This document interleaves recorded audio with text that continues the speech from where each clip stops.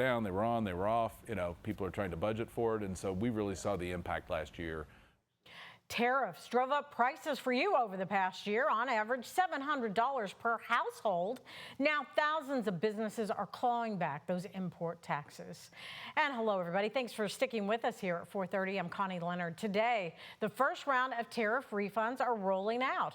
This after the Supreme Court ruled in February that a majority of President Trump's tariffs were unlawful. UPS is giving those refunds back to customers. So is one other local business, as our Ian Hardwick reports.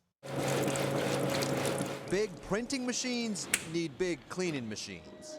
FlexoWash President Patrick Potter sells the cleaners all across North America from a warehouse in Jeffersontown. These machines were invented in Denmark. They're never going to be manufactured in the United States. A year ago, import tariffs tacked on 15% to the base model's $80,000 price tag.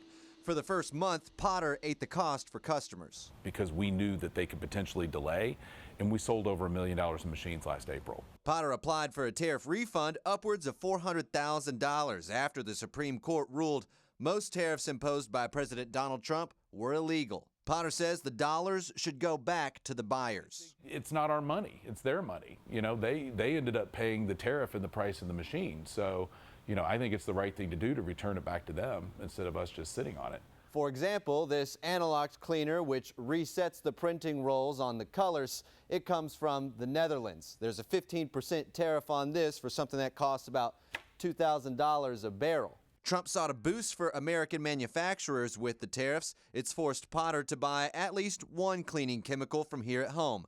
But he says he's been wrongly charged an extra 25% for importing aluminum parts. So these are nozzles that go into the machines, clearly plastic. There's no aluminum in them at all. According to court filings, over 76,000 U.S. businesses applied for the refunds. That's less than half the 330,000 businesses that originally paid the tariffs. At least on the front end, it's been very smooth, but we haven't received the refunds yet. While waiting on the payback from Customs, FlexoWash waits on year-old tariff appeals. And they can be used wisely. When somebody's undercutting the market like China or somewhere like that, perhaps tariffs are a great tool.